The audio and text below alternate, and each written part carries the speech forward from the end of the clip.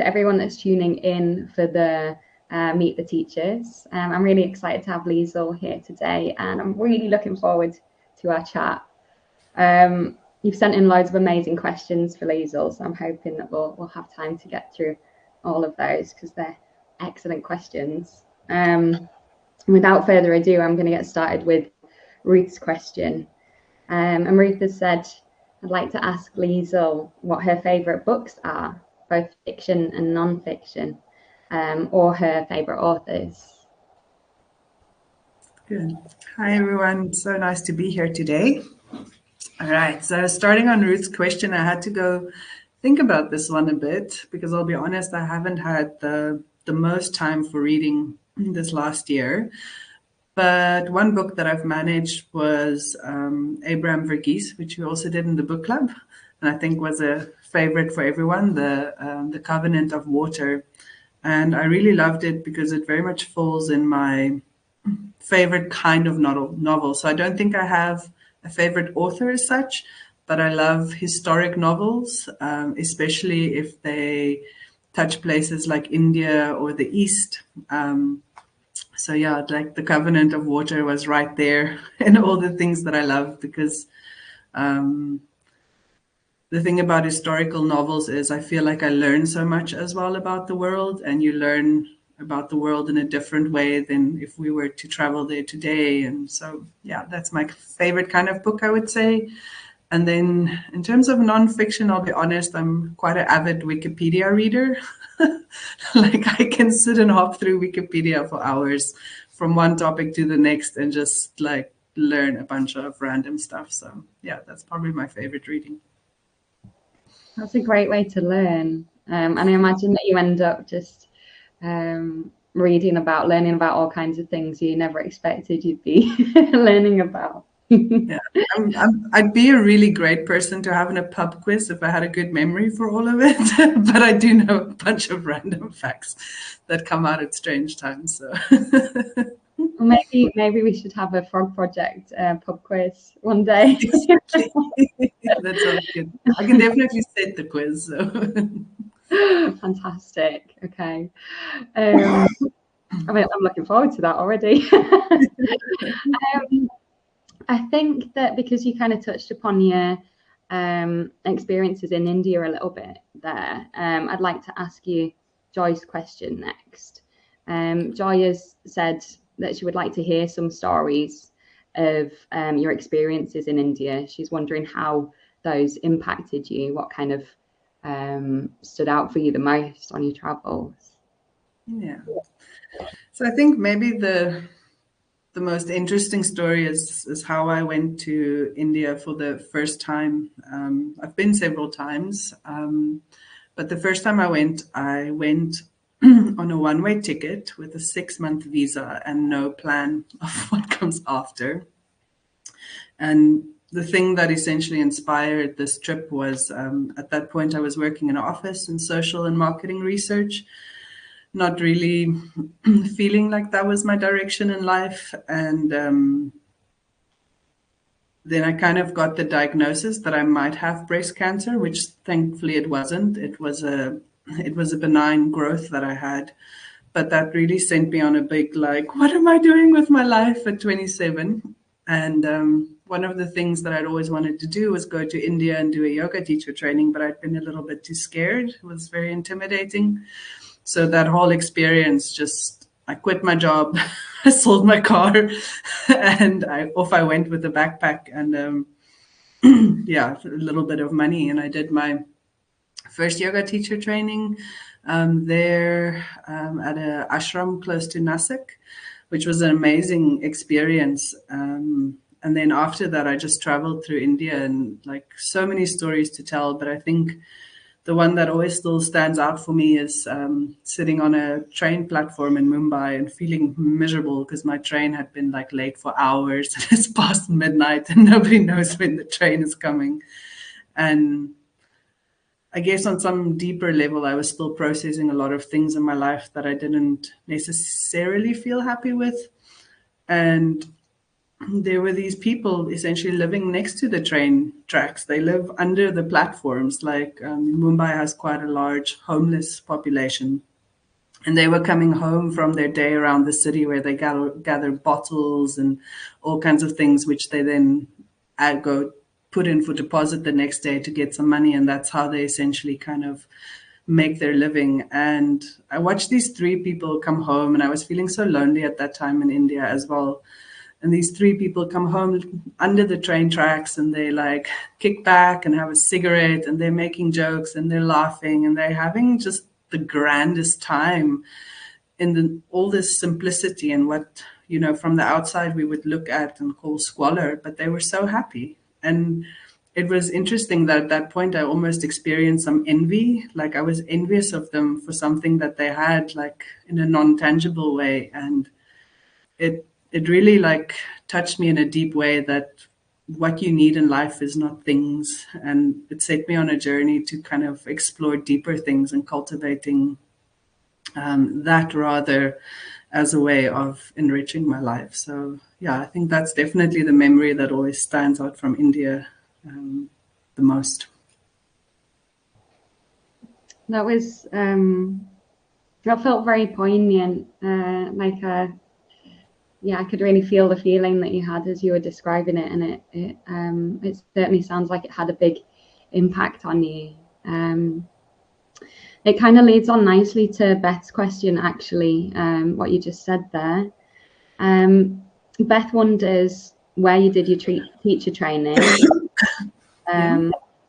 how long you've been teaching, and she also adds that she loves the knowledge that you bring to classes. And it sounds, just from what you've said there, it sounds as though there were, alongside your teacher training, there were kind of other experiences that kind of came with you in relation to that, in terms of like your environment and the things you encountered in and around your teacher training.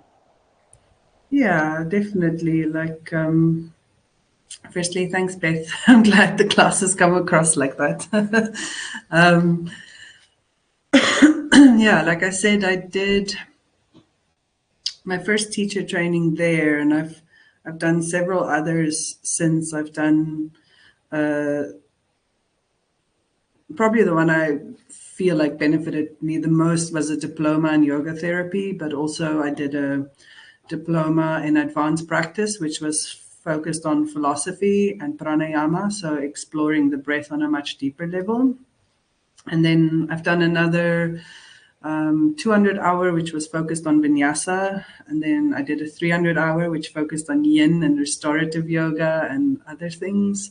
And then, yeah, like alongside all of that, I've done a lot of courses. Like, I think I do trainings in the way that I read Wikipedia. If something interests me, like I'll go do a course or a workshop on it. So I always follow my interests. And I think for me, my interest is like how the human body and the human mind come together to create our experiences. And something that I've been exploring a lot the last few years is essentially yoga for trauma, yoga based on resilience, and all this kind of stuff, because it interests me on a personal level as well. And I think that comes through in how I teach, because what I teach is very often my own practice. It's hard to teach anything else, right? We teach what we know and what we we learn for ourselves. And I mean, sometimes a lot of that also comes from things off the mat, and sometimes it's things that are not necessarily yoga, but they do meet together. So yeah, like I'm very curious in that way. I will always go branch off into other things and to bring it back to the practice. Yeah. Yeah, I guess, yeah, you're always like bringing parts of yourself into what you offer from your mat. And Yeah. it definitely shows when I practice with you, like it's very authentic, and yeah, and it's you know, you can tell how passionate you are, and the amount of time and consideration you put into like expanding your knowledge and your studies is you know, really tangible, and we appreciate it. Those that come to practice with you. Yeah, I always joke that if somebody could just pay me to be a full-time student, I would be the happiest person on earth. Like, I don't want to work afterwards. I just want to study all the things that are interesting. So, That sounds great. um, Heather has asked, so when you're not studying, when you're not studying, Heather has asked what your favourite holiday destination is. And she also asks whether you have any plans to visit the UK, which is something I would like to know too. so holiday destination, I guess it depends on the budget. Closer favorite holiday destination is Cape Town in South Africa. I studied close to Cape Town, my degree. So I know the area really well, and it does feel like coming home a bit. Cape Town has an amazing food scene, and I love cooking. I love eating. I used to be a chef as well for a while before I actually taught yoga full time. So um, I love that aspect of it. Cape Town also has amazing hiking and beaches, and it's just got everything you want in one city. So it's really amazing. And then further abroad, when budget allows, I really love the Netherlands in the summer. um, maybe because my sister also lives there, but I love Amsterdam, and like my family's roots are from the Netherlands. So there's also a sense of homecoming there for me.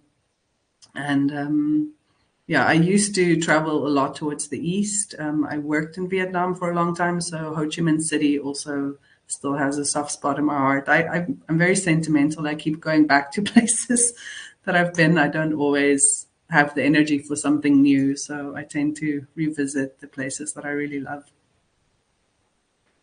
Yeah, that's lovely. I also do that.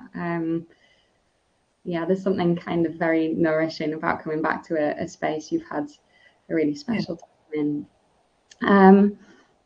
So Yulia's got she would like to know a little bit more about your kind of connection to Namibia. She's asked whether you grew up there, whether you arrived there and then stayed. What's your connection there? So I'm a born and bred Namibian, one of the 2.5 million that exist in the world. My family has been here on the one side for two generations. On the other side, they're more from South Africa. So my dad was from South Africa, but my mom's Namibian. But I do also have like a Dutch grandfather and a great grandfather. So I'm a mixed bag, but I was born here and I grew up on the north in the northern borders or the northern side of Namibia when I was young before independence, because we used to be a South African mandate. And then with independence, we moved to the east. And then after that, I kind of did most of my schooling and everything here in the capital. So yeah, I've always lived here except for when I studied and when I went abroad to like teach English in Vietnam and stuff like this. I love Namibia. I've contemplated moving away many times and then it doesn't work. I'm always like, I miss the space. I miss the clean air. I miss the freedom this place offers. So I've kind of settled on like I live here and I do extended travels to satisfy my wanderlust. It sounds great. Maybe I'll pay you a visit in Namibia one day. Yeah, And did you have, I think coming back to Heather's question, do you have plans to visit the UK at some oh point? yeah, that one. Hopefully, like maybe next year. This year it felt a bit overwhelming with a new baby to do international travel. Um, But the plan is next year to visit my sister again in the Netherlands, and then you guys aren't too far over the pond. So maybe we can do a little drive-by or a flyby, I don't know what you would call it, to the UK. Okay. Yeah, it would be amazing to be in the same space. Yeah. Time has absolutely flown. It's been such an interesting chat that we've had, and I could continue talking to you for ages. But I'm gonna tie this up with a question from Joy, which is, have you ever been unable to stop laughing during a yoga class? I'm sure it's happened a few times. There's two that I can remember. Once was we were in shoulder stand and we came down and someone, this is so juvenile, somebody farted really loudly. And that's fine. Normally that happens, bodies do things. And it wasn't the fart so much, but the fact that the person sat up and said, "I'm sorry" to the whole class. And we were just all in stitches after that. So, yeah, I guess if those things happen, it's just like continue like nothing happened. But I don't, yeah, that was just hilarious. And I think the other time was, I think, doing a power yoga class, and I meant to say drop your belly to the floor, and it came out as drop your willy to the floor. And that also had us in stitches for a while before we could continue. So It reminded me of I taught a class for the Frog Project, and I stopped halfway through a sentence in a really bad place, but I meant to say something about like pushing down through the balls of your feet, and I just stopped for too long after I said balls. I don't know if anyone came along to that class, but I definitely burst out laughing there. Thank you so much for coming to chat today, Liezl. It's been such a treat talking to you, and I'm sure that everyone listening has had a wonderful time getting to learn a little bit more about you. Thank you everyone that sent in questions and everyone that's come along. It's so good to see you all. And I'm very much looking forward to next month's session and maybe a Frog Project pub quiz, right? What space. Thank you so much, Liezl. thank you, Orly, and thank you everyone for the questions. See you soon. Bye.